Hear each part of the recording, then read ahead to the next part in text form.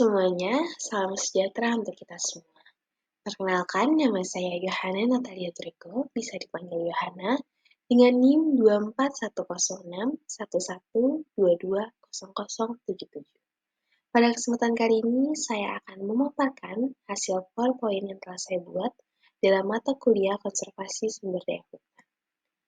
PowerPoint ini berjudul atau materi yang saya pilih yaitu inovasi dan teknologi dalam konservasi hutan.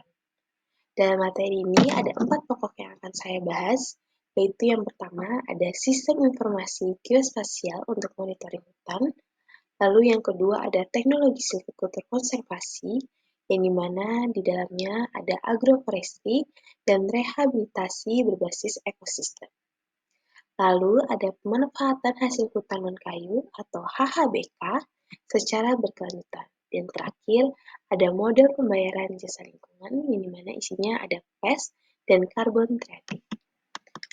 Materi ini memiliki tujuan yaitu yang pertama, menjelaskan pentingnya inovasi dan teknologi dalam menjaga kelestarian hutan, lalu yang kedua, mengidentifikasi bentuk-bentuk inovasi dan teknologi yang digunakan. Dan yang terakhir, memberikan contoh penerapan teknologi konservasi di Indonesia maupun global. Rumusan masalah apa saja yang akan dibahas? Yang pertama, tantangan utama dalam konservasi hutan saat ini. Lalu yang kedua, bagaimana peran inovasi dan teknologi dalam menjawab tantangan tersebut. Dan yang ketiga, inovasi dan teknologi apa saja yang sudah diterapkan dalam konservasi hutan. Dan metode penyelesaiannya yaitu menggunakan studi literatur atau buku, jurnal, dan laporan resmi dari lembaga lingkungan. Lalu ada analisis deskriptif yaitu menjelaskan bentuk inovasi dan teknologi konservasi hutan. Dan yang terakhir ada pendekatan komparatif yang dimana menyoroti penerapan di Indonesia dan dunia. Baik, kita masuk ke dalam pendahuluan. Hutan memiliki peran penting seperti penyerap karbon, pengatur air, habitat keanekaragaman hayati, serta penopang ekonomi masyarakat. Dan saat ini hutan menghadapi ancaman serius seperti deforestasi, degradasi, perubahan iklim, dan illegal logging. Inovasi dan teknologi hadir sebagai solusi modern untuk membantu menjaga kelestarian hutan melalui pemantauan, pemulihan, dan pemanfaatan yang lebih berkelanjutan. Kita masuk pada sistem informasi geospasial atau bisa disebut SIG. SIG ini adalah salah satu bentuk inovasi yang banyak digunakan. Teknologi SIG, drone, dan citra satelit digunakan untuk memantau kondisi hutan. Dapat mendeteksi perubahan tutupan hutan, kebakaran, dan aktivitas ilegal secara cepat. Contoh penerapan yang diambil di sini yaitu ada Global Forest Watch dan sistem monitoring milik KLHK.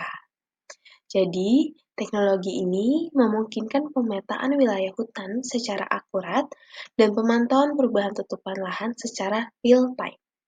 Dengan satelit dan drone, kita bisa mengetahui area yang mengalami kerusakan atau pembukaan lahan secara ilegal. Seperti manfaat yang telah dipaparkan juga, jadi informasi ini membantu pemerintah maupun organisasi lingkungan dalam mengambil keputusan cepat dan tepat. Selain itu, terdapat teknologi silvikultur konservasi yang mendukung rehabilitasi ekosistem.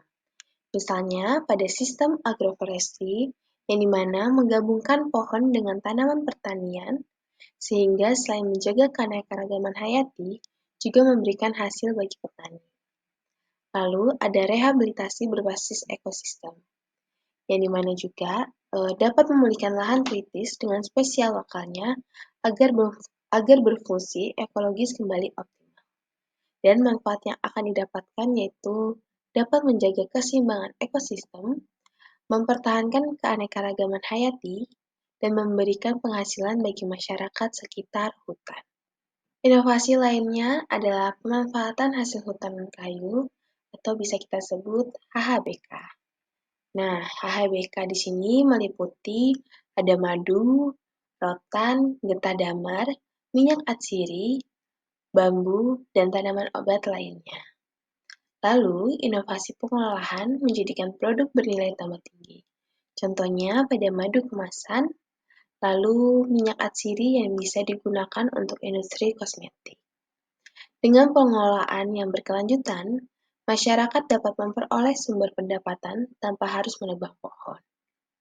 Hal ini menjadi contoh nyata bahwa konservasi tidak hanya menjaga hutan, tetapi juga dapat meningkatkan kesejahteraan masyarakat.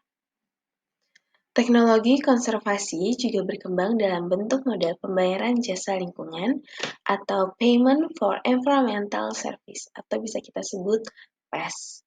Konsep ini atau skema ini memberikan insentif bagi masyarakat atau pihak pengelola hutan yang berhasil menjaga ekosistemnya.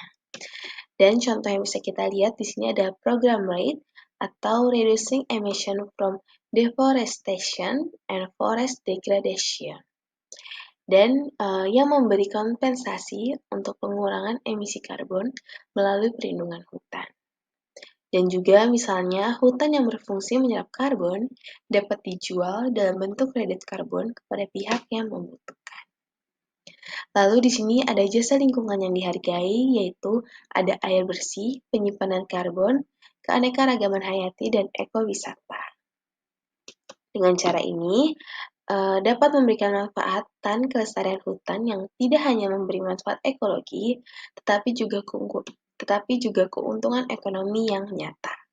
Penutupnya, dari berbagai inovasi tersebut dapat disimpulkan bahwa teknologi memberikan alat efektif untuk monitoring, pemulihan, dan pemanfaatan hutan yang berkelanjutan. Inovasi seperti SIG, agroforestry, pengolahan HHBK, dan PES mampu menjawab tantangan konservasi modern. Keberhasilan konservasi tidak hanya bergantung pada teknologi, tetapi juga kolaborasi antara pemerintah, masyarakat, swasta, dan komunitas global. Dengan inovasi dan kerjasama, hutan dapat menjadi warisan lestari bagi generasi yang akan mendatang. Baik, sekian dan terima kasih. Mungkin itu saja materi yang bisa saya presentasikan atau saya paparkan. Mohon maaf bila selama saya membaca atau menjelaskannya begitu cepat atau terlalu cepat. Semoga yang saya presentasikan ini bisa dipahami dan mudah dimengerti. Terima kasih.